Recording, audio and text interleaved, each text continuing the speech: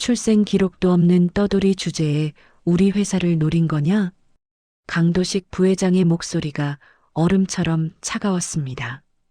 기자들의 플래시가 터지며 제 얼굴을 향했어요. 저는 그냥 요리를 배우고 싶을 뿐입니다. 제 목소리가 떨렸어요. 그래, 그럼 이건 뭐야? 부회장이 제 가방에서 주방 열쇠를 꺼내 들었어요. 저는 그 열쇠를 본 적이 없었습니다. 저건 제 것이 아닙니다. 당신 가방에서 나왔는데 역시 의심스럽다고 생각했어. 이제는 도둑질까지. 기자들이 저를 둘러쌌어요. 정말 훔치려고 했나요? 왜 거짓말을 했습니까? 저는 아무 대답도 할 수 없었어요. 목이 막힌 것 같았거든요. 눈물이 흘러내렸지만 참을 수 없었어요. 그들은 몰랐습니다. 이 모든 게 치밀한 계획이었다는 걸요. 그리고 25년 전 버려진 아이의 진실을요.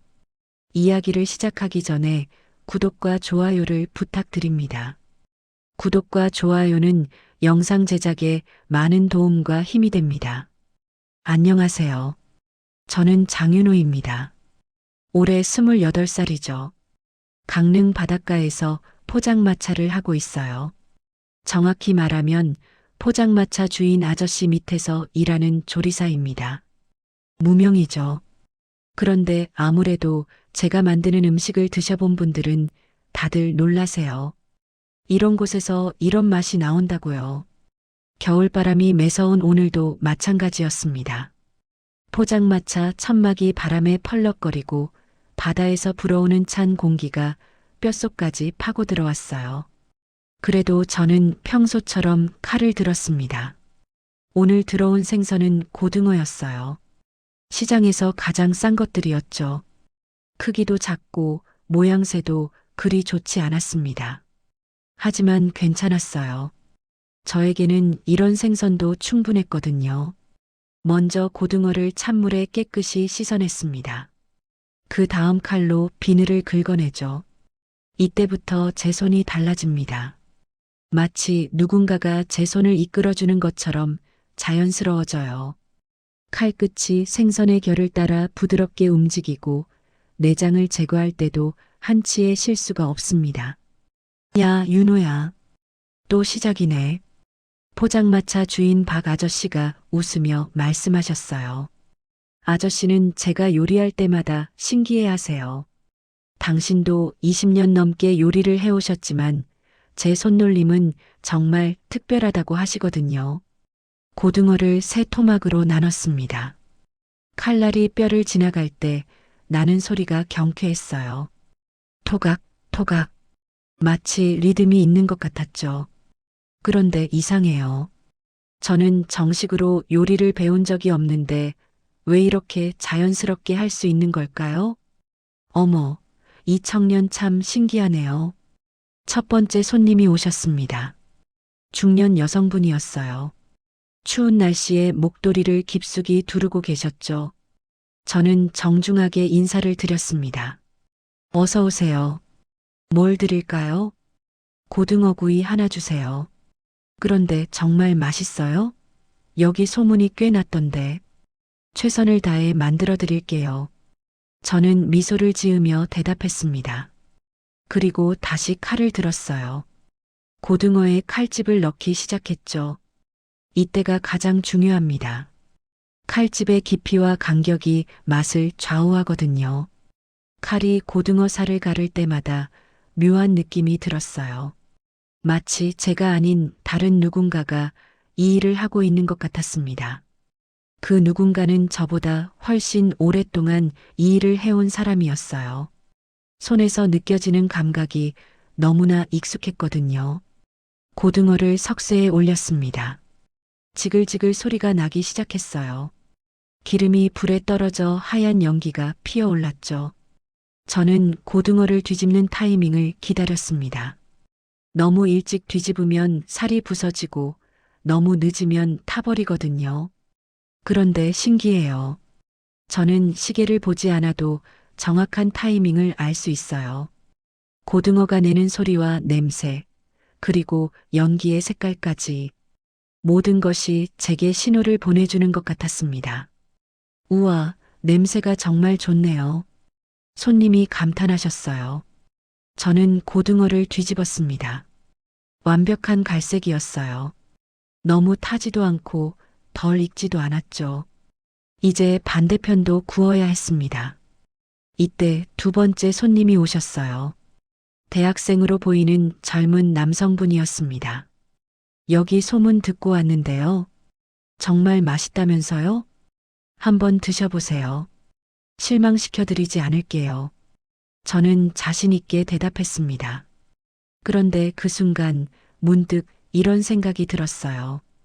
이 자신감은 어디서 오는 걸까요? 저는 정식 교육을 받은 요리사도 아니고 유명한 식당에서 일해본 적도 없는데요. 고등어 구이가 완성됐습니다. 접시에 정갈하게 담아 손님께 내어드렸어요. 무와 상추도 곁들여서요. 어머나, 이게 정말. 첫 번째 손님이 한 입 드시고는 눈을 크게 뜨셨습니다. 그리고는 계속해서 드시더라고요. 말씀도 잊으시고요. 형, 이거 진짜 맛있네. 어떻게 이런 맛이 나는 거예요? 대학생 손님도 놀라워하셨어요.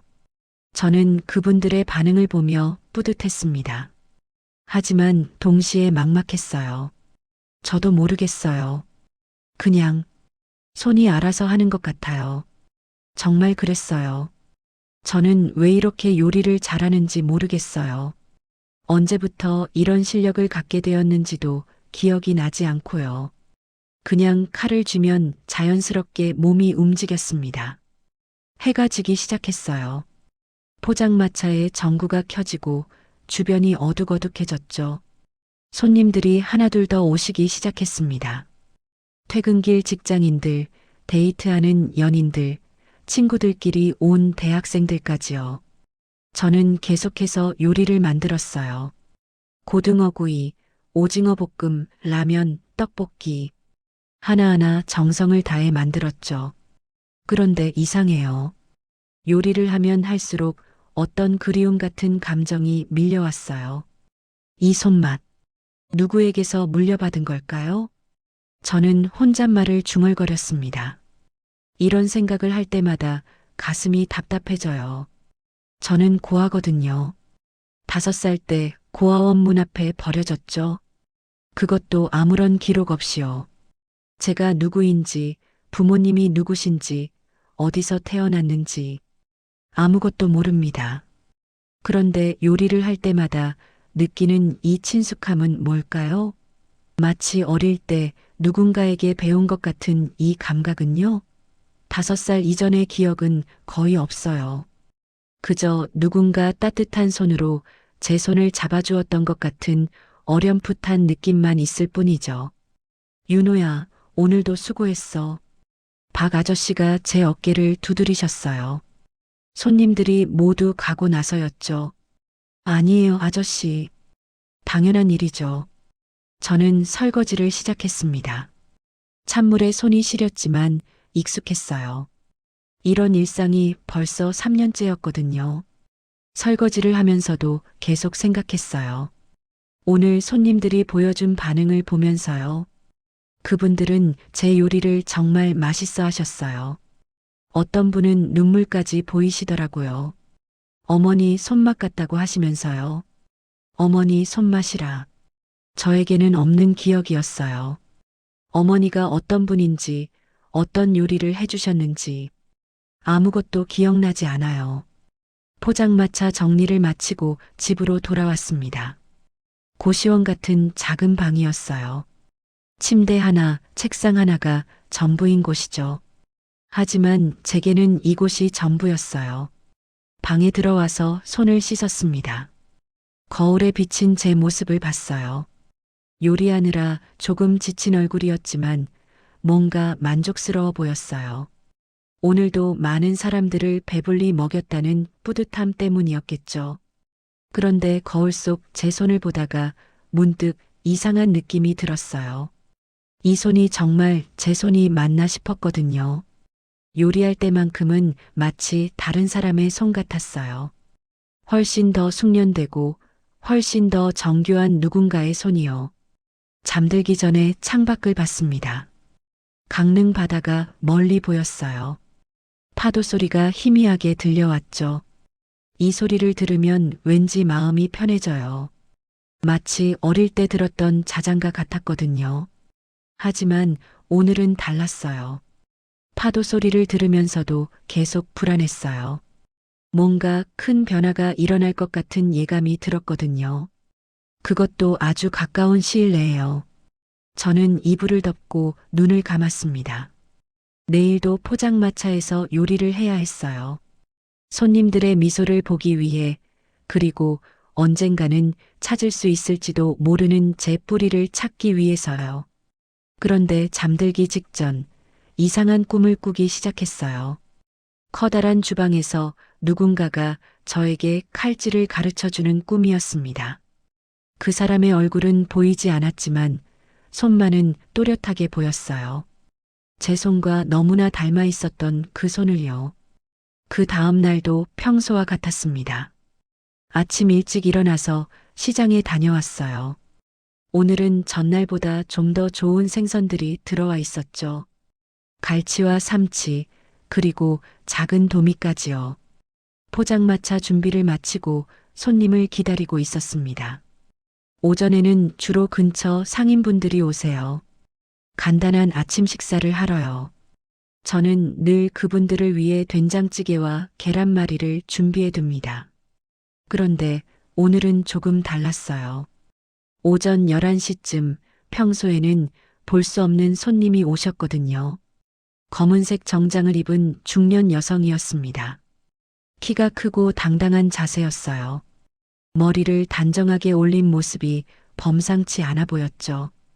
그분이 포장마차 앞에서 잠깐 주저하시는 것 같았어요. 마치 이런 곳에 와본 적이 없다는 듯이요. 어서 오세요. 저는 정중하게 인사를 드렸습니다. 그분은 천천히 플라스틱 의자에 앉으셨어요. 주변을 살펴보시는 눈빛이 예사롭지 않았습니다. 실례지만 여기서 음식을 직접 만드시는 분이 누구신가요? 목소리도 또렷했어요. 왠지 회사에서 높은 자리에 계신 분 같았죠. 저입니다. 뭘 드릴까요? 소문을 듣고 왔어요. 이 근처에서 음식을 정말 잘한다는 젊은 분이 있다고요. 그분이 당신인가요? 저는 조금 당황했어요. 소문이 어디까지 퍼진 걸까요? 그것도 이런 분께까지요. 그냥 최선을 다해 만들 뿐입니다. 뭘 드시고 싶으세요? 당신이 가장 자신 있는 요리를 해주세요. 생선 요리면 더 좋겠어요. 저는 고개를 끄덕였습니다. 오늘 아침에 산 도미가 생각났어요. 크기는 작지만 싱싱했거든요. 도미를 손질하기 시작했습니다. 찬물에 깨끗이 씻고 비늘을 긁어냈어요. 그리고 칼로 배를 갈라 내장을 제거했죠. 이때부터 제 손놀림이 달라졌습니다. 칼이 도미의 몸을 따라 부드럽게 움직였어요. 뼈를 피해 살만 깔끔하게 발라내는 솜씨였죠. 저도 모르게 집중하게 되었습니다. 마치 중요한 시험을 보는 것 같은 기분이었어요. 그런데 이상했어요. 손님이 제 칼질을 유심히 보고 계시는 게 느껴졌거든요. 그냥 호기심으로 보시는 게 아니라 뭔가를 확인하려는 것 같았어요. 도미를 세 조각으로 나누었습니다. 칼이 뼈를 지날 때 나는 소리가 경쾌했어요. 그 순간 손님의 표정이 변했습니다. 뭔가 충격을 받으신 것 같았어요. 잠깐만요. 그분이 갑자기 일어나서 제게 다가왔습니다. 그리고 제 손을 자세히 보셨어요. 칼을 어떻게 잡고 계신 거예요? 네. 칼 잡는 방법이요. 누구에게 배우셨어요? 저는 어리둥절했어요. 칼 잡는 방법이 뭐가 특별한지 몰랐거든요. 아무도요. 그냥 자연스럽게 이렇게 잡게 되었어요. 그분의 눈이 커졌습니다. 마치 믿을 수 없다는 표정이었어요. 그럴 리가 없어요. 이건 아무나 할 수 있는 방법이 아니거든요. 저는 계속해서 도미를 구웠습니다. 하지만 손님의 시선이 계속 신경 쓰였어요. 뭔가 제가 모르는 일이 벌어지고 있는 것 같았거든요. 도미구이가 완성되었습니다. 접시에 정갈하게 담아서 내어드렸어요. 그분은 한 입 드시고는 완전히 멈춰버리셨어요. 이게, 이게 어떻게, 그분이 중얼거리셨어요. 그러더니 갑자기 눈에 눈물이 고이기 시작했습니다. 괜찮으세요? 저는 걱정이 되어 물었어요. 혹시 제가 음식을 잘못 만든 건 아닌지요? 아니에요. 너무, 너무 맛있어서요. 그런데 이상해요. 이 맛이 너무 익숙해요. 그분은 계속해서 드셨어요. 한 입, 또 한 입. 마치 잃어버린 기억을 되찾으려는 것처럼요. 실례지만 성함이 어떻게 되세요? 장윤호입니다. 윤호 씨, 나이는 어떻게 되세요? 28살입니다. 그분의 손이 떨리기 시작했어요. 젓가락을 제대로 잡지 못하실 정도였죠. 가족은 어디 계세요? 저는 고아예요. 가족이 없어요.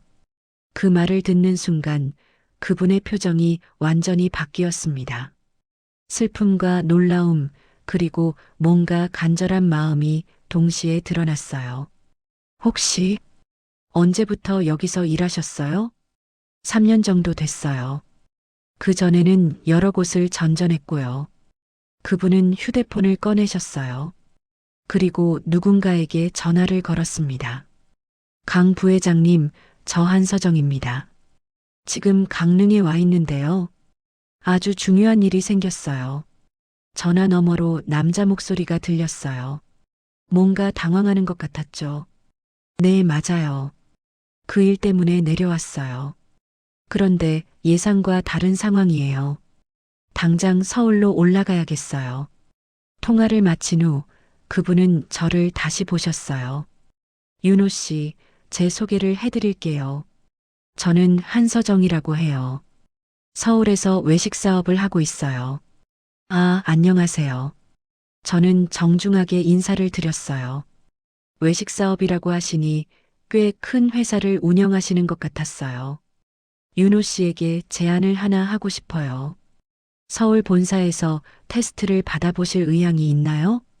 네. 갑작스러운 제안이었어요. 테스트라니 무슨 테스트 말씀이신지요? 요리 실력을 평가하는 테스트예요. 통과하시면 저희 회사에서 일할 수 있어요. 물론 지금보다 훨씬 좋은 조건으로요. 저는 잠깐 망설였어요. 갑작스럽게 큰 기회가 온 것 같았는데 왜 이렇게 불안한 걸까요? 시간을 두고 생각해 보셔도 돼요. 하지만 꼭 한번 와보세요. 윤호 씨 같은 인재는 흔치 않거든요. 그분은 명함을 건네주셨어요. 대한외식그룹 회장 한서정이라고 적혀 있었습니다. 생각보다 훨씬 큰 회사였어요. 꼭 연락드릴게요. 감사합니다. 아니에요. 제가 더 감사해야죠. 오늘 정말 소중한 만남이었어요. 한서정 회장님이 떠나신 후 저는 한참 동안 그 자리에 서 있었습니다. 방금 일어난 일이 현실인지 꿈인지 구분이 안 되었거든요. 그런데 이상했어요. 분명히 좋은 기회인 것 같은데 마음이 편하지 않았어요. 특히 그분이 제 칼질을 보실 때의 표정이 계속 떠올랐거든요. 마치 저를 처음 보는 게 아닌 것 같은, 뭔가 아시는 게 있는 것 같은 표정이었어요. 오후에도 평소처럼 손님들이 오셨어요. 하지만 저는 계속 딴 생각을 했어요. 서울의 큰 회사에서 일한다는 게 어떤 건지, 정말 제가 그럴 자격이 있는지요. 저녁이 되어서도 마음이 진정되지 않았어요. 뭔가 큰 변화가 시작된 것 같은 예감이 들었거든요. 그것도 제가 통제할 수 없는 방향으로요. 집에 돌아와서 명함을 다시 봤습니다. 대한외식그룹. 인터넷에서 검색해보니 정말 큰 회사였어요. 전국에 수백 개의 매장을 둔 대기업이었죠. 그런데 이상한 일이 또 있었어요. 인터넷 기사를 읽다가 발견한 건데 한서정 회장이 25년 전에 아들을 잃었다는 내용이 있었어요.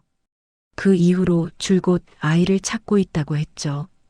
갑자기 오늘 그분의 표정이 이해됐어요. 제게 가족에 대해 물어보실 때의 그 간절한 눈빛 말이에요. 혹시 저를 그 잃어버린 아들과 연결지어 생각하신 건 아닐까요? 하지만 그럴 리가 없죠. 저는 5살 때 버려진 고아예요. 그것도 아무런 기록 없이요. 설마 그런 우연이 있을까요? 잠들기 전에 창밖을 봤습니다. 오늘따라 바다가 더 깊고 어둡게 보였어요. 파도 소리도 평소와 달랐어요. 마치 뭔가 중요한 이야기를 들려주려는 것 같았거든요. 저는 이불을 덮고 눈을 감았습니다. 하지만 쉽게 잠들지 못했어요. 한서정 회장의 제안이 계속 머릿속을 맴돌았거든요. 그리고 그분이 제 칼질을 보실 때의 그 충격받은 표정도요. 이건 단순한 취업 제안이 아닌 것 같았어요. 뭔가 더 큰 의미가 숨어 있는 것 같았거든요. 그리고 그것이 제가 평생 궁금해했던 질문과 관련이 있을지도 모른다는 생각이 들었어요. 과연 저는 누구일까요? 그리고 이 손맛은 정말 어디서 온 걸까요? 일주일 후, 저는 서울행 기차에 몸을 맡겼습니다. 한서정 회장님께서 보내주신 표였어요. 창밖으로 스쳐가는 풍경을 보면서도 마음은 불안했습니다. 정말 제가 그런 큰 회사에 어울릴 수 있을까요?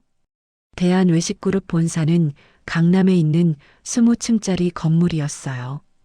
유리로 된 외벽이 햇살을 받아 반짝였죠. 저는 로비에서 한참을 올려다봤습니다. 이런 곳에서 일하게 될지도 모른다는 게 믿어지지 않았거든요. 장윤호 씨 맞으시죠? 정장을 입은 직원이 저를 맞이했어요. 15층으로 안내받았습니다. 테스트용 주방이 있는 곳이었죠. 프로용 조리기구들이 가지런히 정리되어 있었어요. 회장님께서 곧 오실 거예요. 잠깐만 기다려주세요. 저는 주방을 둘러봤습니다. 제가 써본 것보다 훨씬 좋은 칼들이 있었어요. 손잡이를 잡아보니 무게감이 달랐죠. 역시 전문가용은 다르구나 싶었어요. 그때 문이 열렸습니다. 한서정 회장님이 들어오셨어요. 그런데 혼자가 아니었어요. 나이든 남성이 함께 오셨죠. 윤호 씨, 오느라 수고하셨어요. 소개해 드릴게요. 저희 회사 부회장이신 강도식 부회장님입니다. 강도식 부회장은 저를 한번 쭉 훑어보더니 고개를 끄덕였어요. 하지만 그 눈빛이 왠지 차갑게 느껴졌습니다. 그러니까 이 청년이 그 유명한 강릉의 천재 요리사라는 거군요. 목소리에 비꼬는 듯한 톤이 섞여 있었어요. 네, 강도식 부회장님. 실력을 직접 보시면 놀라실 거예요. 한서정 회장님이 대답하셨지만 강도식 부회장의 표정은 여전히 못마땅해 보였어요. 그래요. 한번 봅시다. 오늘 기자들도 올 예정이니까 제대로 해보죠. 기자들이라고요? 저는 당황했어요. 그런 이야기는 처음 들었거든요. 부회장님, 기자들은 너무 이른 것 같은데요. 한서정 회장님도 의외라는 표정이었어요. 아니에요. 우리 회사의 투명성을 보여주는 좋은 기회잖아요. 실력 있는 인재를 발굴하는 과정을 공개하는 거죠. 강도식 부회장이 웃으며 말했지만 그 웃음이 자연스럽지 않았어요. 1시간 후 주방에는 여러 명의 기자들이 몰려들었습니다. 카메라와 녹음기를 들고 있었어요. 갑자기 분위기가 무겁게 변했죠. 자, 그럼 시작해 볼까요? 강도식 부회장이 박수를 쳤어요. 저는 앞치마를 메고 준비된 식재료들을 살펴봤습니다. 신선한 광어와 각종 야채들이 있었어요. 오늘의 테스트 요리는 광어회입니다. 30분 안에 완성해 주세요. 저는 고개를 끄덕이고 칼을 들었어요. 하지만 많은 사람들이 지켜보고 있으니 평소보다 긴장됐습니다. 광어를 도마에 올리고 칼질을 시작했어요. 첫 번째 칼이 들어가는 순간 제 손이 안정을 찾았습니다. 주변의 시선들이 사라지고 오직 광어에만 집중됐죠. 칼날이 광어의 뼈를 따라 부드럽게 움직였어요. 살을 떼어내는 솜씨가 능숙했죠. 기자들 사이에서 감탄하는 소리가 들렸습니다. 와, 정말 대단한데요. 칼솜씨가 프로급이네요.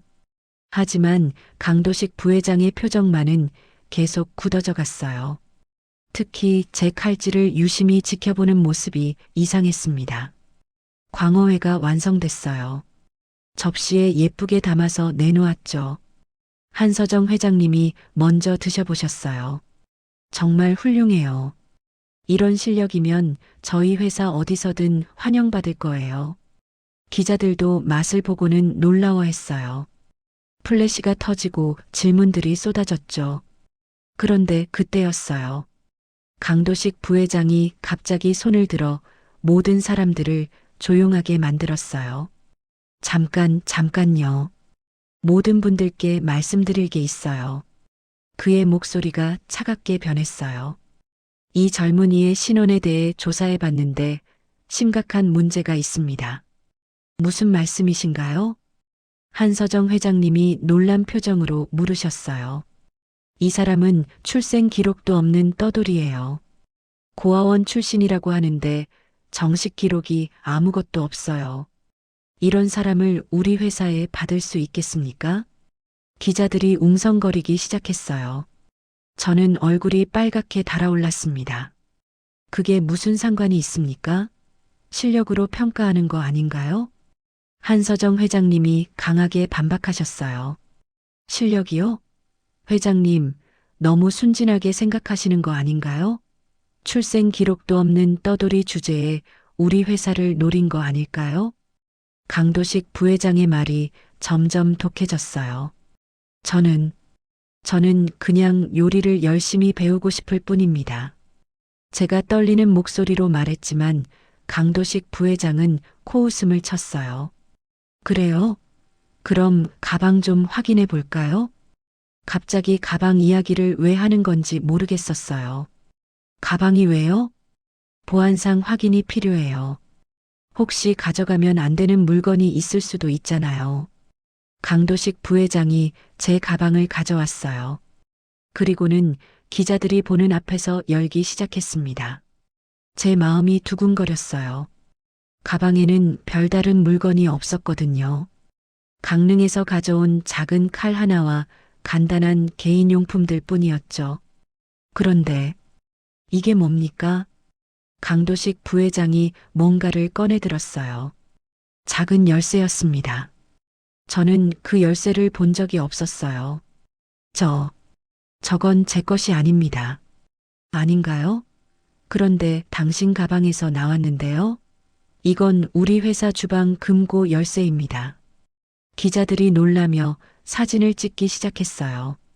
플래시가 터지고 웅성거리는 소리가 커졌죠. 정말 제 것이 아닙니다. 어떻게 그런 게 들어갔는지 모르겠어요. 저는 필사적으로 해명했지만 이미 늦었어요. 기자들의 눈빛이 달라졌거든요. 역시 의심스럽다고 생각했어요. 출신도 불분명하고 이제는 도둑질까지. 강도식 부회장이 고개를 저으며 말했어요. 부회장님, 이건 뭔가 잘못된 것 같습니다. 한서정 회장님이 나서셨지만 분위기는 이미 돌이킬 수 없었어요. 회장님, 이런 사람을 우리 회사에 받으면 어떻게 되겠어요? 언론에서 뭐라고 하겠습니까? 저는 그 자리에서 도망치고 싶었어요. 하지만 다리에 힘이 들어가지 않았습니다. 모든 것이 순식간에 무너져 내렸거든요. 기자들이 저를 둘러쌌어요. 질문들이 쏟아졌죠. 정말 훔치려고 했나요? 왜 거짓말을 했습니까? 출생 기록이 없다는 게 사실인가요? 저는 아무 대답도 할 수 없었어요. 목이 막힌 것 같았거든요. 그저 고개만 숙인 채 서 있을 뿐이었죠. 이제 그만 나가세요. 더 이상 볼 일이 없을 것 같네요. 강도식 부회장의 차가운 목소리가 들렸어요. 저는 비틀거리며 주방을 나왔습니다. 엘리베이터 안에서 거울에 비친 제 모습을 봤어요. 창백하고 초라한 얼굴이었습니다. 눈물이 날 것 같았지만 참았어요. 빌딩 밖으로 나오니 차가운 바람이 뺨을 때렸습니다. 하늘은 어두워져 가고 있었어요. 길거리에 네온 사인들이 하나둘 켜지기 시작했죠. 저는 그 자리에 한참 동안 서 있었어요. 무엇을 해야 할지, 어디로 가야 할지 모르겠었거든요.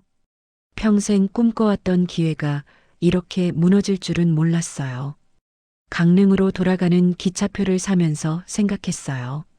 정말 저는 아무것도 아닌 사람인 걸까요? 출생 기록도 없고 가족도 없는 떠돌이일 뿐인 걸까요? 기차 안에서 창밖을 보며 울었어요. 조용히 남들이 모르게요. 하지만 마음속 깊은 곳에서는 다른 생각도 들었어요. 분명히 뭔가 잘못됐다는 직감이요. 그 열쇠가 제 가방에 들어갈 리가 없었거든요. 하지만 이제 와서 무슨 소용이 있겠어요? 이미 모든 게 끝났으니까요. 강릉으로 돌아간 지 사흘째 되던 날이었습니다. 새벽에 문을 두드리는 소리에 잠에서 깼어요. 경찰이었습니다. 장윤호 씨 맞으시죠? 조사받으실 일이 있어서 왔습니다. 제 심장이 쿵쾅거렸어요. 서울에서 있었던 일이 여기까지 번진 걸까요? 경찰서 조사실은 차가웠습니다. 회색 벽과 딱딱한 의자, 그리고 형광등만이 있는 삭막한 공간이었어요. 저는 그 의자에 앉아서 떨고 있었습니다. 대한외식그룹에서 절도 신고가 들어왔어요. 회사 금고 열쇠를 훔쳤다는 내용이에요. 담당 형사님이 서류를 펼치며 말씀하셨어요. 나이는 40대 정도로 보였고 피곤한 표정이었죠. 정말 아닙니다. 저는 그런 열쇠가 있는지도 몰랐어요. 제 목소리가 떨렸어요. 하지만 형사님의 표정은 변하지 않았습니다. 그런데 당신 가방에서 나왔잖아요. 여러 기자들이 지켜보는 가운데서 말이에요. 누군가 넣은 것 같아요. 정말 제가 한 일이 아닙니다. 누가요? 왜 당신을 모함하겠어요?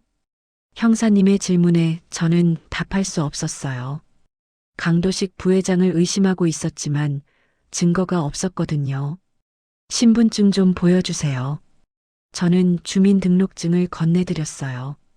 형사님이 컴퓨터를 두드리기 시작했습니다. 그러더니 눈썹을 찌푸렸어요. 이상하네요. 출생신고 기록이 없어요. 네.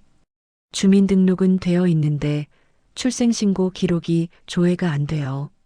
어떻게 된 거예요? 저는 당황했어요. 그런 걸 처음 들었거든요. 저는 고아예요. 5살 때 고아원에 맡겨졌고요. 그때 주민등록을 했다고 들었어요. 부모님 성함은 기억하세요? 아니요. 아무것도 모르겠어요. 형사님이 한숨을 쉬었어요. 뭔가 복잡해 보이는 표정이었죠. 참 곤란하네요. 신원 확인이 제대로 안 되니까 조사가 어렵겠어요. 그때 문이 열렸어요. 한서정 회장님이 들어오셨습니다. 며칠 사이에 많이 지쳐 보이셨어요. 윤호 씨, 그분의 목소리에는 복잡한 감정이 섞여 있었어요. 걱정과 실망, 그리고 무언가 더 깊은 마음이요. 회장님, 왜 여기까지 오셨어요? 형사님, 잠깐 얘기 좀 할 수 있을까요? 한서정 회장님이 형사님께 말씀하셨어요. 두 분이 나가신 후 저는 혼자 남겨졌습니다. 조사실 창문으로 보이는 하늘이 흐렸어요. 구름이 잔뜩 껴서 금방이라도 비가 올 것 같았죠. 제 마음도 그 하늘처럼 어둡고 무거웠습니다. 한참 후에 두 분이 다시 들어오셨어요. 한서정 회장님의 표정이 더 복잡해 보였습니다. 윤호 씨, 솔직하게 말해주세요. 정말로 훔친 거 아니에요? 회장님의 질문에 제가 크게 놀랐어요. 그분마저도 저를 의심하고 계신 거였나요? 정말 아닙니다. 저는 그런 일 절대 안 했어요. 저는 간절하게 대답했어요. 하지만 회장님의 눈에는 확신이 없었습니다. 하지만 증거가 너무 확실해요. 당신 가방에서 나온 거잖아요. 누군가 넣은 거예요. 분명히 그래요. 누가요? 왜 당신을 그렇게 모함하겠어요? 형사님과 똑같은 질문이었어요. 저는 또다시 답할 수 없었습니다. 출생 기록도 없고 가족도 없고 당신에 대해 확인할 수 있는 게 아무것도 없어요. 한서정 회장님의 목소리가 점점 작아졌어요. 그것 때문에 저를 믿지 못하시는 거예요? 아니에요. 그런 게 아니라. 하지만 회장님도 확신하지 못하고 계셨어요. 그 모습을 보니 가슴이 너무 아팠습니다. 저는 정말 아무것도 안 했어요. 제 목소리가 떨렸어요. 눈물이 날 것 같았지만 참았습니다. 형사님이 다시 앉으셨어요. 그리고 서류를 정리하기 시작했습니다. 일단 조사는 계속 진행하겠어요. 하지만 신원 확인이 어려우니까 시간이 좀 걸릴 것 같네요. 얼마나요? 글쎄요. 길면 몇 주일 될 수도 있고요. 몇 주일이라니요. 그동안 저는 뭘 해야 하는 거죠? 혹시 구속은 안 되나요? 한서정 회장님이 조심스럽게 물으셨어요. 일단 재물 피해가 크지 않으니까 조건부로 석방하겠어요. 하지만 수시로 출석해야 하고 강릉을 벗어나면 안 돼요. 저는 고개를 끄덕였어요. 감옥에 가지 않는 것만으로도 다행이었거든요. 조사가 끝난 후 한서정 회장님과 함께 경찰서를 나왔어요. 밖은 정말 비가 내리기 시작했습니다. 가랑비였지만 차갑게 느껴졌어요.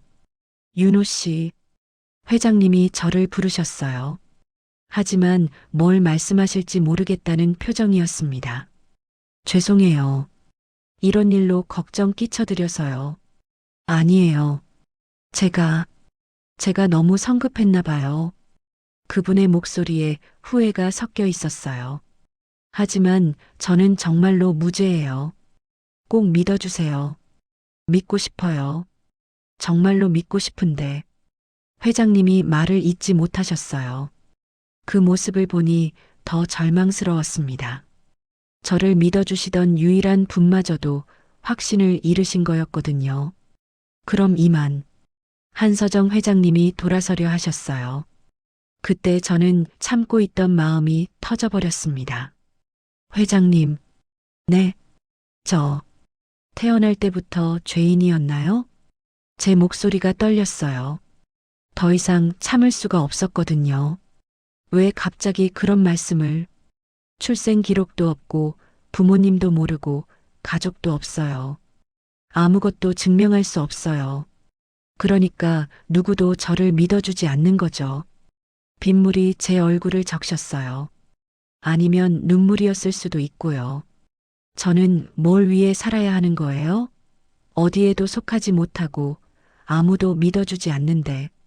한서정 회장님의 표정이 바뀌었어요. 마치 뭔가 깨달은 것 같았습니다. 윤호 씨, 그런 말 하지 마세요. 하지만 사실이잖아요. 저는 아무것도 아닌 사람이에요. 저는 그 자리에 주저앉고 싶었어요. 모든 게 무너져 내리는 것 같았거든요. 제발, 한 번만 더 믿어주세요. 저는 정말 무죄예요. 제가 간절하게 말했지만 회장님은 대답하지 못하셨어요. 그저 안타까운 표정으로 저를 바라볼 뿐이었죠. 결국 혼자 집으로 돌아왔습니다. 비에 젖어서 감기라도 걸릴 것 같았어요. 거울에 비친 제 모습은 처참했습니다. 초라하고 비참한 모습이었죠. 그런데 거울 속 제 눈을 보다가 문득 다른 감정이 올라왔어요. 분노였습니다. 왜 저만 이렇게 당해야 하는 걸까요? 왜 저는 태어날 때부터 모든 걸 잃고 살아야 하는 걸까요? 아니에요. 이대로 포기할 수는 없었어요. 저는 거울 앞에서 다짐했습니다. 반드시 진실을 밝히겠다고요. 누군가 저를 모함한 거라면 그 증거를 찾아내겠다고요. 그리고 제가 누구인지도 알아내겠다고 다짐했어요. 출생 기록이 없다고 해서 제가 없던 사람은 아니거든요. 분명히 어딘가에 저에 대한 단서가 있을 거예요. 다음 날부터 저는 달라졌어요. 포장마차에서 일하면서도 계속 생각했어요. 어떻게 하면 진실을 밝힐 수 있을까요?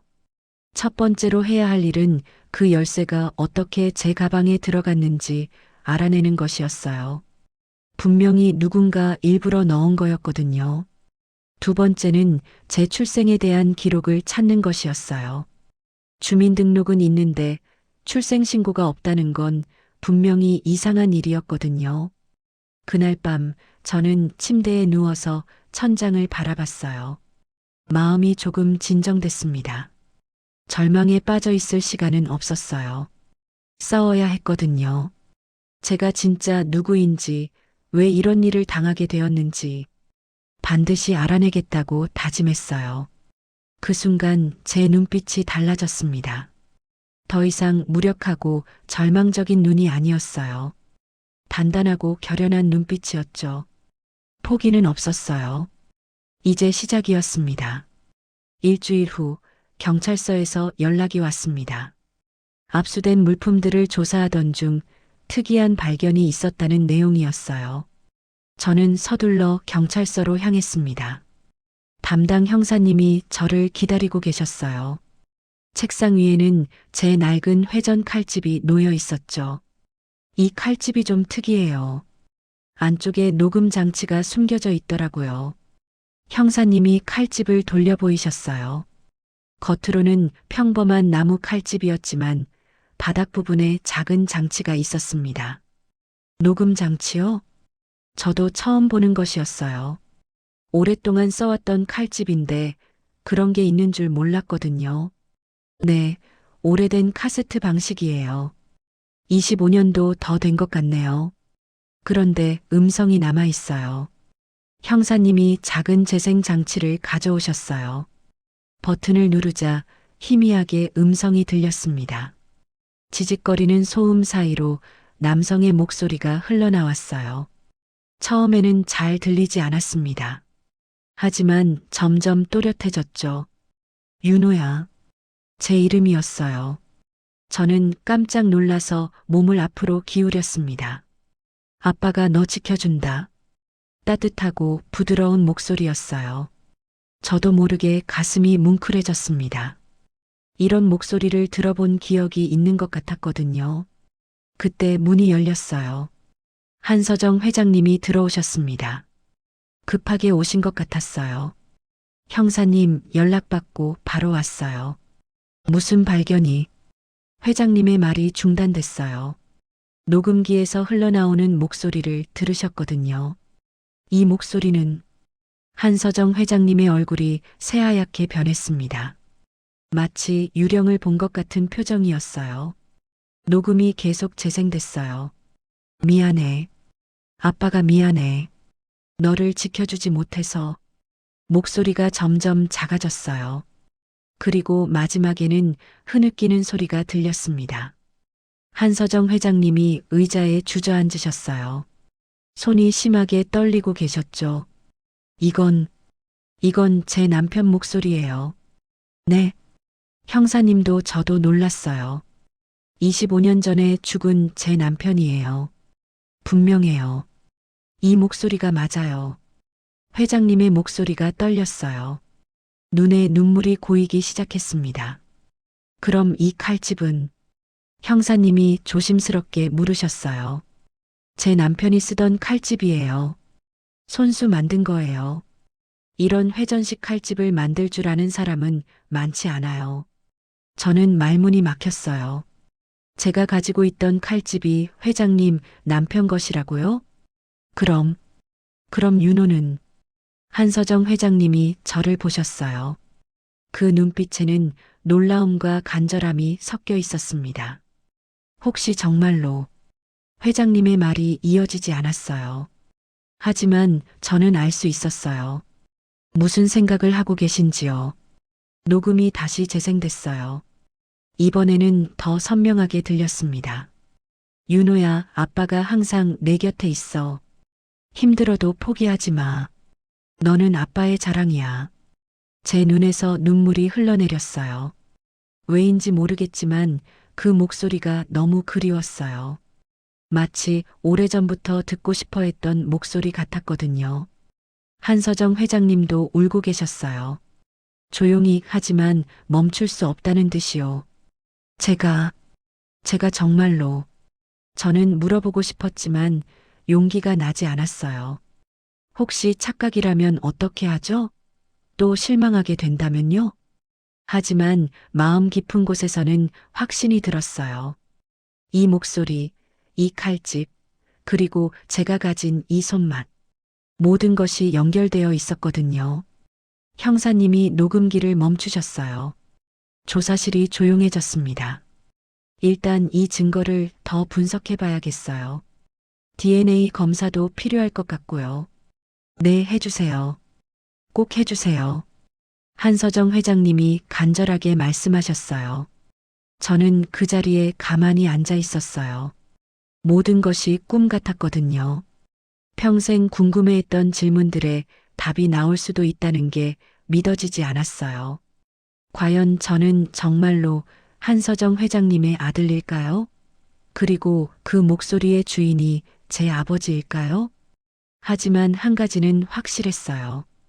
이제 진실에 한 걸음 더 가까워졌다는 것이었죠.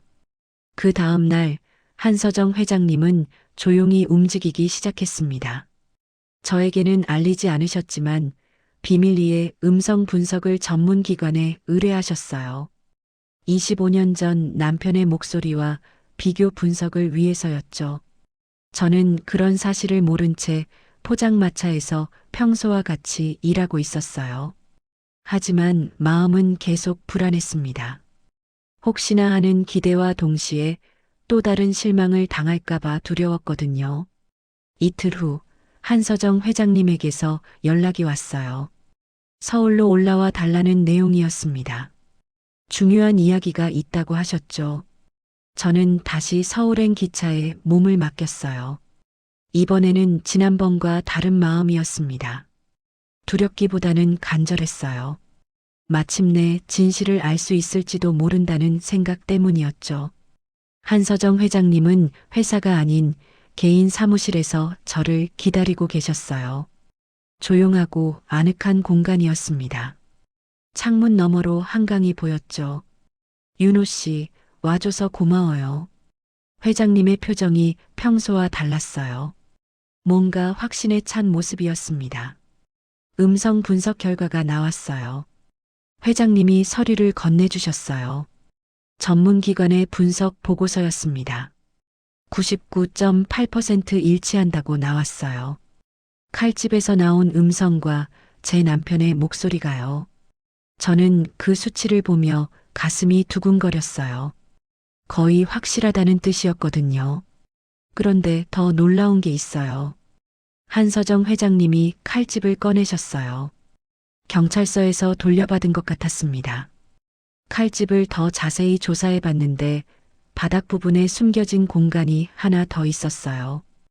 회장님이 칼집의 바닥을 돌리자 작은 구멍이 나타났어요. 그 안에서 무언가 나왔습니다. 작은 사진 한 장이었어요. 하지만 반으로 찢어진 상태였습니다. 이게, 저는 사진을 받아서 자세히 봤어요. 한쪽에는 젊은 여성이 웃고 있었습니다. 아름답고 따뜻한 미소를 지은 분이었죠. 저예요. 25년 전 제 모습이에요. 한서정 회장님의 목소리가 떨렸어요. 그럼 이 사진의 반쪽은, 네, 제 남편과 아들이 있었을 거예요. 누군가 일부러 찢어놓은 것 같아요. 저는 사진을 들여다봤어요. 찢어진 부분 너머로 작은 손이 보였습니다. 아이의 손이었죠. 혹시 제가 그 아이일까요? 저는 조심스럽게 물었어요. 아직도 확신할 수 없었거든요. DNA 검사를 해봐야 확실하겠지만, 저는 거의 확신해요. 회장님의 눈에 눈물이 고였어요. 그런데 그때 사무실 문이 조심스럽게 열렸어요. 나이 든 남성 한 분이 들어오셨습니다. 60대 정도로 보였고 낡은 정장을 입고 계셨어요. 회장님, 약속 시간이에요.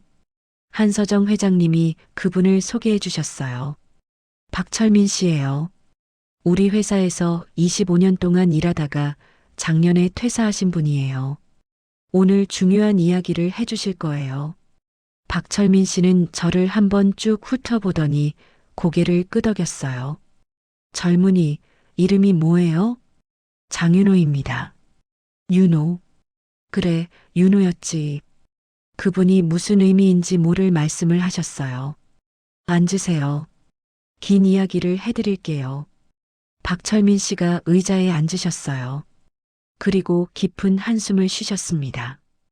25년 전 저는 대한외식그룹 총무팀에서 일했어요. 그때 강도식 부회장은 상무였죠. 강도식 부회장 이야기가 나오자 분위기가 무거워졌어요. 어느 날 밤 상무님이 저를 불렀어요. 급한 일이라고 하면서요. 박철민 씨의 목소리가 낮아졌어요. 그때 상무님이 아이 하나를 데리고 있었어요. 5살 정도 되어 보이는 남자아이였죠. 제 심장이 빨라지기 시작했어요. 상무님이 그러더라고요. 이 아이를 고아원에 맡기라고. 아무도 모르게 기록도 남기지 말고요. 뭐라고요? 한서정 회장님이 충격받은 표정으로 물으셨어요. 저도 이상했어요. 왜 그런 일을 해야 하는지 물어봤죠. 그런데 상무님이 화를 내면서 묻지 말라고 하더라고요. 박철민 씨가 계속 말씀하셨어요. 아이는 계속 울고 있었어요. 엄마 아빠를 찾으면서요. 그런데 상무님은 그런 아이를 보면서도 표정 하나 안 바뀌더라고요. 저는 숨이 막히는 것 같았어요. 설마 그 아이가 저였을까요? 그래서 어떻게 하셨어요? 한서정 회장님이 떨리는 목소리로 물으셨어요. 할 수 없이 했죠. 상무님의 명령이었으니까요. 강릉 쪽 고아원에 맡겼어요. 이름만 남기고 다른 기록은 다 지웠죠. 이름이 뭐였나요? 한윤호였어요. 그런데 나중에 장윤호로 바뀌었더라고요. 고아원에서 성을 바꾼 것 같아요. 한윤호. 제 원래 이름이었나요? 왜 갑자기 이런 말씀을 하시는 거예요? 한서정 회장님이 물으셨어요. 최근에 뉴스를 봤어요. 젊은 요리사가 도난 누명을 쓴 기사를 보고 얼굴을 봤는데 그때 그 아이와 너무 닮았더라고요. 박철민 씨가 저를 다시 보셨어요. 특히 눈이요. 25년 전 그 아이와 똑같은 눈이에요. 저는 말을 할 수 없었어요. 모든 퍼즐이 맞춰지고 있었거든요. 그런데 왜 그때는 말씀하지 않으셨어요? 무서웠어요. 상무님이. 아니, 부회장님이 무서워서요. 그분이 뭔가 큰 비밀을 숨기고 있다는 걸 알았거든요. 박철민 씨의 목소리가 더욱 작아졌어요. 하지만 이제는 말해야겠다고 생각했어요. 그 젊은이가 억울한 일을 당하고 있으니까요. 한서정 회장님의 얼굴이 창백해졌어요. 그럼 정말로. 네, 맞아요. 이 젊은이가 25년 전 그 아이예요. 확신해요. 그 순간 저는 모든 게 이해됐어요. 왜 강도식 부회장이 저를 그렇게 적대했는지, 왜 저를 모함했는지요. 부회장은 제가 누구인지 알고 있었던 거네요. 제가 중얼거렸어요. 그럼 이번 도난 사건도 한서정 회장님이 깨달았어요. 조작된 거였어요. 저를 없애기 위해서요. 저는 분노가 치솟았어요. 하지만 동시에 모든 게 명확해졌습니다. 그런데 왜 강도식 부회장이 저를 버린 거죠? 무슨 이유가 있었을까요? 박철민 씨가 고개를 저었어요. 그건 저도 몰라요. 다만 그때 회사에 큰 사고가 하나 있었거든요. 무슨 사고요? 화재였어요.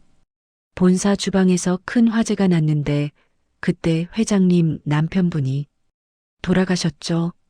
한서정 회장님이 고개를 숙였어요. 여전히 아픈 기억인 모양이었습니다. 그 화재와 관련이 있을까요? 저는 조심스럽게 물었어요. 모르겠어요. 하지만 시기가 비슷했어요. 화재가 난 다음 주에 제가 그 아이를 고아원에 맡겼거든요. 모든 것이 연결되고 있었어요.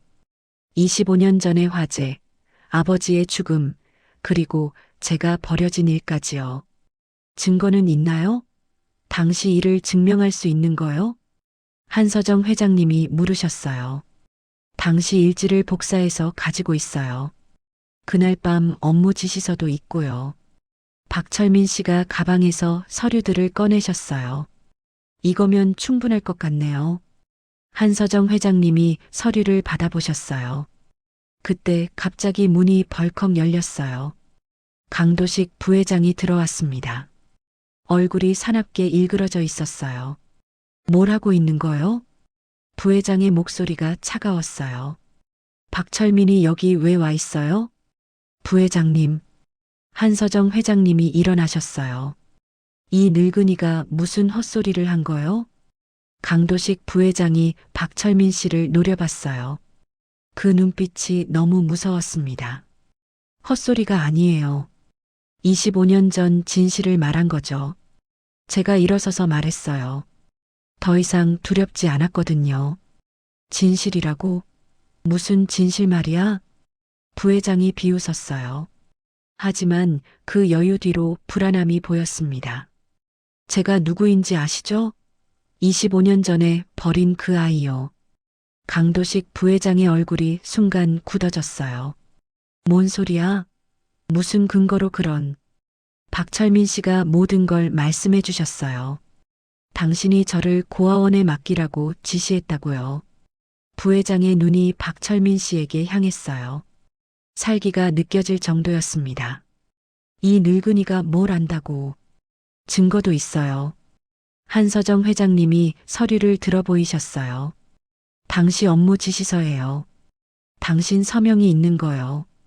강도식 부회장의 얼굴에서 혈기가 사라졌어요. 창백해지기 시작했습니다. 그리고 이것도 있어요. 제가 반쪽짜리 사진을 보여드렸어요. 25년 전 제 가족 사진이에요. 당신이 찢어놓은 거겠죠? 부회장이 뒷걸음질 쳤어요. 더 이상 여유롭지 못했습니다. 왜 그랬어요? 왜 저를 버린 거예요? 제가 다가가며 물었어요. 그리고 왜 지금까지 저를 모함한 거예요? 무슨 비밀을 숨기고 있는 거예요? 강도식 부회장이 벽에 등을 기댔어요. 완전히 궁지에 몰린 모습이었습니다. 나는. 하지만 끝까지 인정하지 않았어요. 그저 무서워하는 눈빛으로 저희를 바라볼 뿐이었죠. 그 순간 저는 깨달았어요. 이제 진실이 밝혀지기 시작했지만 아직 끝나지 않았다는 걸요. 강도식 부회장은 마지막까지 저항할 것이고 더 큰 비밀이 숨어 있을 거라는 걸요. 하지만 이제는 혼자가 아니었어요. 한서정 회장님과 박철민 씨가 함께 해주고 있었거든요. 판세가 완전히 뒤바뀌었습니다. 일주일 후 대한외식그룹 본사 대회의실에는 긴장감이 돌고 있었습니다. 정기 주주총회가 열리는 날이었거든요. 하지만 이번 총회는 평소와 달랐어요. 강도식 부회장이 한서정 회장의 해임안을 상정했다는 소문이 돌고 있었습니다. 회의실은 이미 주주들로 가득 찼어요. 정장을 차려입은 사람들이 웅성거리며 자리를 잡았죠. 기자들도 몇 명 보였습니다. 뭔가 큰 일이 벌어질 거라는 예감이 모든 사람들 사이에 퍼져 있었어요. 한서정 회장님은 단상 위 회장석에 앉아 계셨습니다. 평소보다 차분해 보이셨지만 손이 살짝 떨리는 게 보였어요. 오늘이 모든 것을 결정하는 날이라는 걸 아시고 계셨거든요. 강도식 부회장은 반대편에 앉아서 서류를 정리하고 있었어요. 자신만만한 표정이었습니다. 마치 이미 승부가 결정된 것처럼 여유로워 보였죠. 그럼 회의를 시작하겠습니다. 사회를 맡은 이사가 말했어요. 회의실이 조용해졌습니다. 오늘 안건은 한서정 회장의 해임에 관한 건입니다. 강도식 부회장님께서 발의하셨는데요. 주주들 사이에서 웅성거림이 일었어요. 예상했던 일이지만 실제로 들으니 충격적이었나 봅니다. 강도식 부회장이 일어났어요. 그리고 단상으로 걸어 올라갔습니다. 존경하는 주주 여러분, 오늘 어려운 결정을 내려야 할 상황이 되었습니다. 그의 목소리는 차분했지만 단호했어요. 현 회장의 경영 능력에 심각한 문제가 있다고 판단됩니다. 최근 일련의 사건들을 보시면 알 수 있을 겁니다. 무슨 사건 말씀이시죠? 한 주주가 물었어요. 출신이 불분명한 인물을 회사에 영입하려다가 도난 사건까지 일어났습니다. 이는 명백한 판단 미스였죠. 강도식 부회장이 저를 겨냥한 말을 했어요. 비록 제 이름을 직접 거론하지는 않았지만 모든 사람이 알 수 있었죠. 그뿐만 아니라 회장은 감정적 판단으로 회사 운영을 해왔습니다. 이제는 새로운 리더십이 필요한 때입니다. 주주들이 고개를 끄덕이는 모습이 보였어요. 강도식 부회장의 말이 설득력 있게 들리는 것 같았습니다. 따라서 저는 한서정 회장의 해임을 제안합니다. 그리고 제가 임시로 회장직을 맡아 회사를 안정화시키겠습니다. 박수 소리가 들렸어요. 하지만 모든 주주가 박수를 친 건 아니었습니다. 어떤 분들은 여전히 의구심을 품고 계셨거든요. 한서정 회장님이 일어나셨어요. 그리고 천천히 단상으로 걸어갔습니다. 주주 여러분, 부회장님의 말씀을 들었습니다. 하지만 저는 다른 이야기를 하고 싶어요. 회장님의 목소리가 떨렸어요. 하지만 단호했습니다. 최근 발견된 새로운 사실들이 있습니다. 그동안 숨겨져 있던 진실들이요. 강도식 부회장의 표정이 변했어요. 불안한 기색이 스쳤습니다. 무슨 말씀이신지요? 직접 보여드리겠습니다. 한서정 회장님이 손짓을 하자 박철민 씨가 회의실로 들어왔어요. 손에는 여러 서류를 들고 계셨죠. 이분은 우리 회사에서 25년간 일하신 박철민 전 차장님입니다. 중요한 증언을 해주실 겁니다. 박철민 씨가 마이크 앞에 섰어요. 손이 떨리고 있었지만 목소리는 또렷했습니다. 25년 전 강도식 상무님으로부터 특별한 지시를 받았습니다. 5살 남자아이를 고아원에 맡기라는 지시였어요. 회의실이 술렁거리기 시작했어요. 그 아이는 한윤호라는 이름이었습니다. 지금의 장윤호죠. 강도식 부회장이 벌떡 일어났어요. 이 늙은이가 무슨 헛소리를. 헛소리가 아닙니다. 그때 회의실 문이 열렸어요. 모든 사람의 시선이 그쪽으로 향했습니다. 저였어요. 하얀 조리복을 깔끔하게 차려입고 들어왔습니다. 가슴에는 대한외식그룹 수석 조리사라는 명찰이 달려 있었어요. 회의실이 조용해졌어요. 저는 천천히 단상으로 걸어갔습니다. 모든 시선이 저에게 집중됐지만 더 이상 두렵지 않았어요. 안녕하세요. 장윤호입니다. 제 목소리가 마이크를 통해 회의실에 퍼졌어요. 저는 25년 전에 버려진 아이입니다. 그리고 오늘 그 진실을 밝히러 왔어요. 한서정 회장님이 제 옆에 서셨어요. 그리고 준비해온 자료들을 꺼내셨습니다. 첫 번째 증거입니다. 회장님이 음성 재생 장치를 켜셨어요.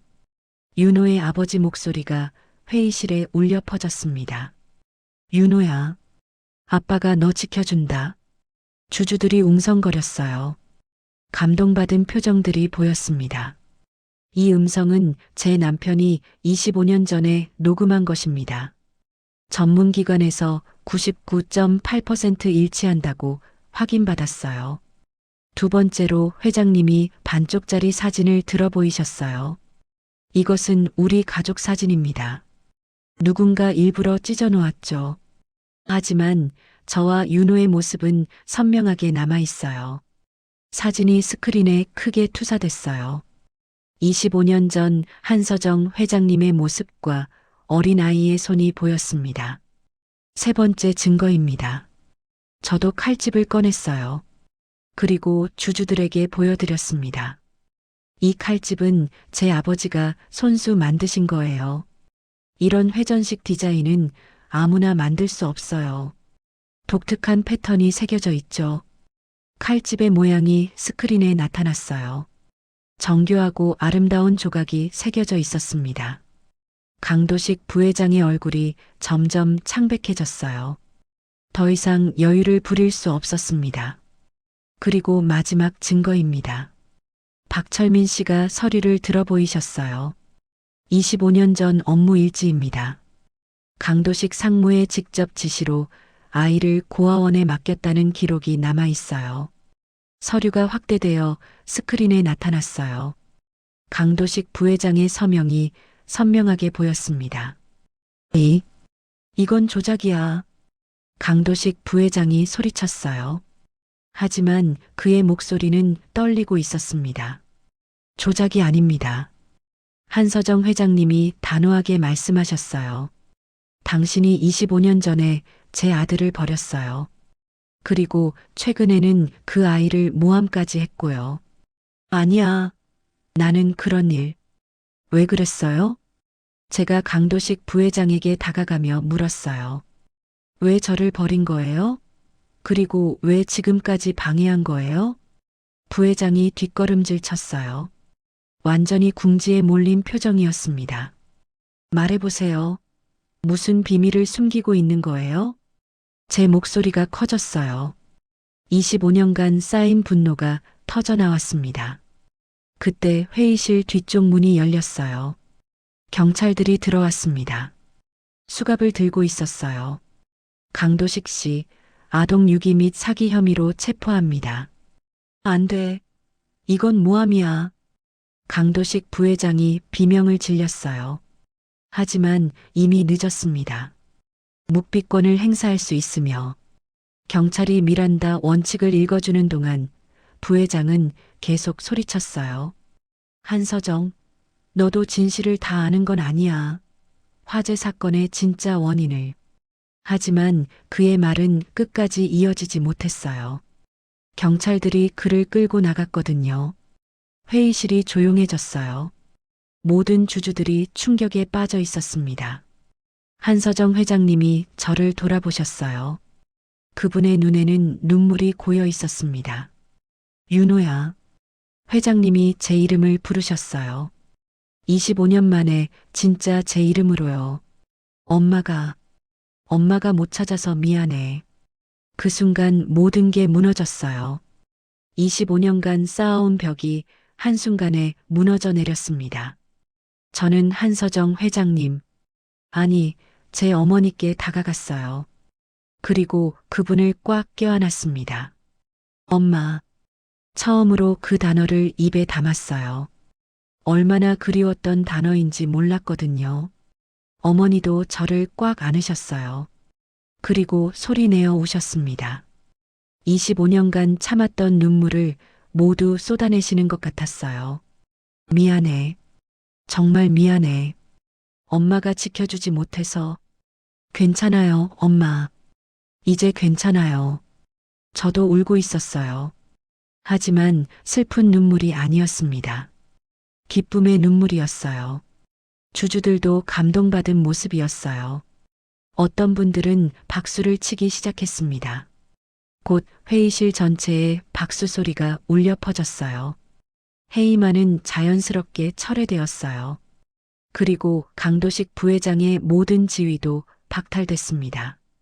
주주총회가 끝난 후 저와 어머니는 조용한 카페에서 이야기를 나눴어요. 정말 많이 컸구나. 이제 어른이 다 되었네. 어머니가 제 손을 잡으며 말씀하셨어요. 엄마도 많이 늙으셨어요. 그래도 찾았어. 마침내 찾았어. 어머니의 목소리에 안도감이 묻어났어요. 아빠는 정말 돌아가신 거예요? 저는 조심스럽게 물었어요. 응, 25년 전에 화재 때문에 어머니의 목소리가 작아졌어요. 하지만 아빠가 너를 얼마나 사랑했는지 알겠지? 그 녹음을 들었잖아. 저는 고개를 끄덕였어요. 아버지의 사랑을 느낄 수 있었거든요. 이제 어떻게 할 거야? 계속 요리할 거예요. 아빠가 물려주신 이 손맛을 더 많은 사람들과 나누고 싶어요. 어머니가 미소 지으셨어요. 그래, 그렇게 해. 아빠도 그걸 원하실 거야. 해가 지기 시작했어요. 하지만 제 마음은 밝았습니다. 25년간의 긴 여행이 드디어 끝났거든요. 이제 새로운 시작이었어요. 1년이 흘렀습니다. 서울 강남구 신사동 대한외식그룹이 새롭게 오픈한 최고급 일식당 아카네의 주방에서 저는 하루를 시작했어요. 총괄 셰프로 일한 지 벌써 반년이 되었습니다. 새벽 5시 첫 번째로 도착해서 그날 사용할 식재료들을 점검했어요. 하나하나 직접 만져보고 냄새를 맡았습니다. 신선도를 확인하는 게 가장 중요했거든요. 오늘은 특별한 날이었어요. 어머니께서 오시기로 한 날이었거든요. 한 달에 한 번씩 저희 식당에 오셔서 제가 만든 음식을 드시곤 하세요. 오전 10시 직원들이 하나둘 출근하기 시작했어요. 모두 정중하게 인사를 드렸습니다. 셰프님, 안녕하세요. 네, 오늘도 수고하세요. 저는 미소를 지으며 대답했어요. 예전 포장마차에서 일할 때와는 많이 달라진 모습이었죠. 주방이 바빠지기 시작했어요. 점심 준비를 위해 모든 직원들이 각자 맡은 일을 했습니다. 저는 그 모습을 지켜보며 필요한 지시를 내렸어요. 김씨, 다시마 우린 물 농도를 조금 더 진하게 해주세요. 네, 셰프님. 박 씨는 생선 손질할 때 더 신경 써주시고요. 알겠습니다. 모든 게 체계적이고 정확했어요. 포장마차에서 혼자 일할 때와는 차원이 다른 규모였지만 저는 이제 자신 있게 이끌어갈 수 있었습니다. 오후 2시쯤 어머니께서 오셨어요. 평소보다 밝은 표정이셨습니다. 어서 오세요, 어머니. 저는 앞치마를 벗고 어머니를 맞이했어요. 우리 윤호, 오늘도 바쁘구나. 네, 오늘은 특별한 메뉴를 준비했어요. 저는 어머니를 가장 좋은 자리로 안내했습니다. 한강이 내려다 보이는 창가 자리였어요. 주방으로 돌아가서 정성스럽게 요리를 시작했어요. 오늘 메뉴는 도미 사시미와 우니, 스시, 그리고 특제 미소 수프였습니다. 모두 제가 가장 자신 있는 요리들이었죠. 칼을 들자 자연스럽게 몸이 움직였어요.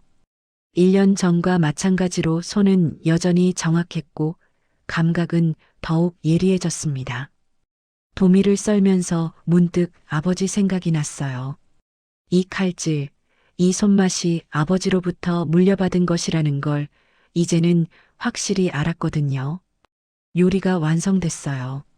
접시에 아름답게 담아서 어머니께 내어드렸습니다. 와, 정말 예쁘게 만들었네.